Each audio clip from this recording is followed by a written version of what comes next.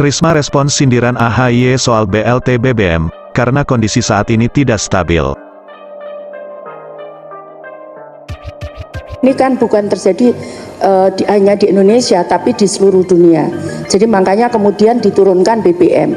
Kemudian kemarin diturunkan saat terjadi COVID. Jadi seperti itu.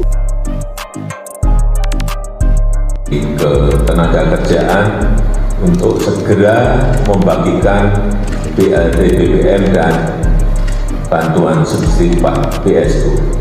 Dulu dihina-hina BLT kita, betul? Apa itu BLT hanya untuk menghambur-hamburkan uang negara, betul? Dibilang kita tidak punya cara lain, padahal itulah cara yang paling bijaksana untuk membantu rakyat kita yang kecil, betul?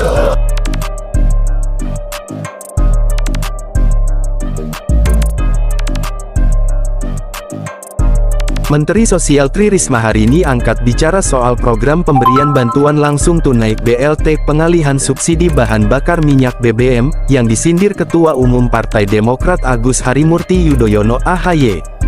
Menurut Risma, pemberian bantuan itu dilakukan pemerintah karena kondisi perekonomian saat ini yang tidak stabil.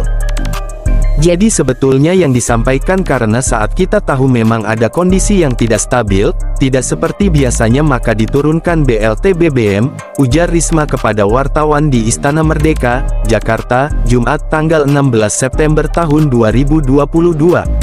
Ini kan bukan terjadi hanya di Indonesia, tapi di seluruh dunia.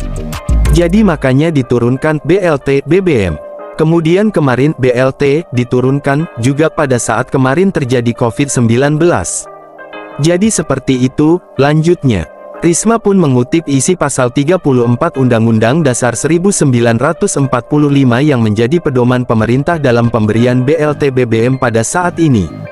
Sebagaimana di UUD 1945 pasal 34 bahwa fakir miskin dan anak telantar itu dipelihara oleh negara. Jadi itulah konsepnya, tambah Risma.